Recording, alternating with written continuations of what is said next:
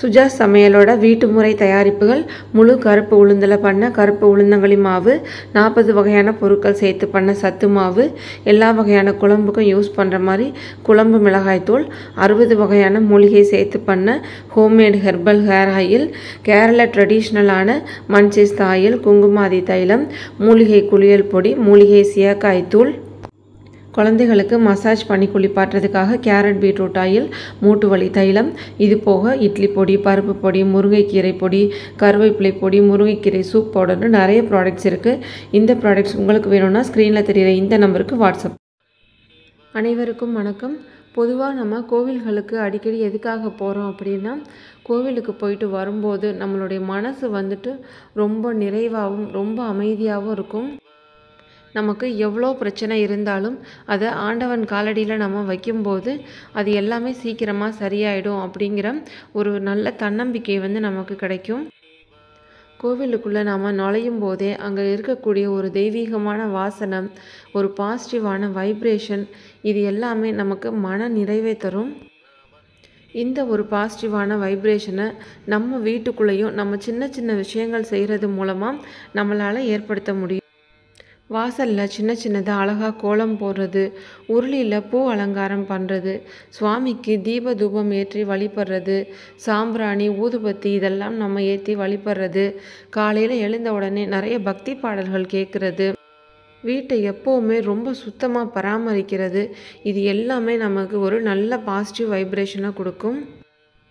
இந்த மாதிரி நம்ம விளக்கேற்றி வழிபாடு செய்யும்போது கூடுதலாக ஒரே ஒரு பொருளை சேர்க்கும்போது நம்மளுடைய வீடே கோவில் மாதிரி தெய்வீக வாசனையோடு இருக்கும்.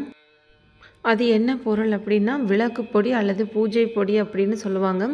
இந்த விளக்கு பொடியை நம்ம வீட்டிலையே இப்போ எப்படி ரெடி பண்ணுறது அப்படின்னு பார்க்கலாம். இந்த விளக்கு பொடி செய்கிறதுக்கு தேவையான பொருட்களை ஒவ்வொன்றா பார்த்துடலாம். முதல்ல இந்த பெரிய தட்டில் இருக்கிறது வெட்டிவேர்.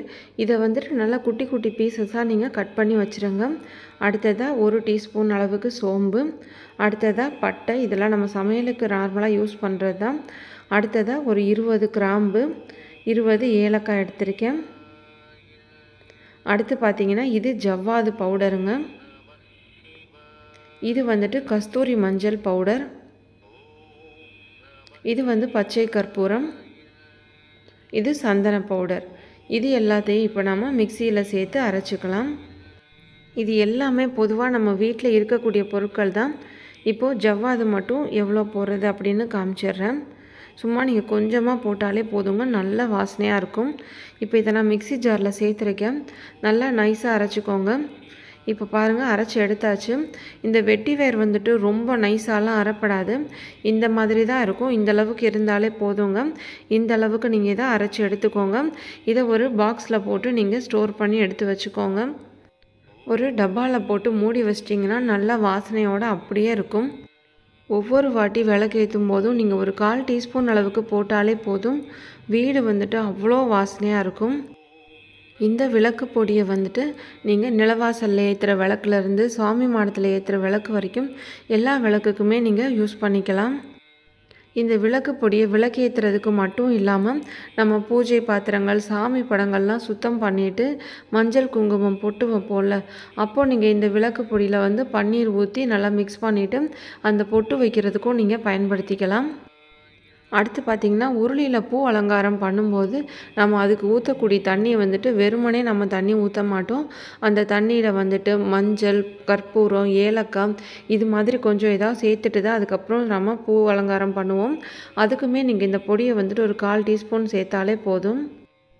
உங்கள்கிட்ட கஸ்தூரி மஞ்சள் இல்லாட்டி கூட பரவாயில்ல, நார்மலாக நம்ம சமையலுக்கு யூஸ் பண்ணுற அந்த விரலி மஞ்சள் பொடியவே நீங்கள் கொஞ்சமாக சேர்த்துக்கலாம். விளக்கு எரிய எரிய இந்த பொடி அந்த எண்ணெயோடவும் நெய்யோடவும் கலந்து நல்ல வாசனையாக இருக்கும். 1 மாதத்துக்கு தேவையான அளவு கூட இந்த மாதிரி நீங்கள் அரைச்சி ரெடி பண்ணி ஒரு டப்பாவில் போட்டு ஸ்டோர் பண்ணி வச்சுக்கலாம். இந்த வீடியோ உங்களுக்கு யூஸ்ஃபுல்லாக இருக்கும்னு நினைக்கிறேன். இந்த வீடியோ பிடிச்சிருந்தால் மறக்காமல் ஒரு லைக் கொடுத்து சப்போர்ட் பண்ணுங்கள். நன்றி.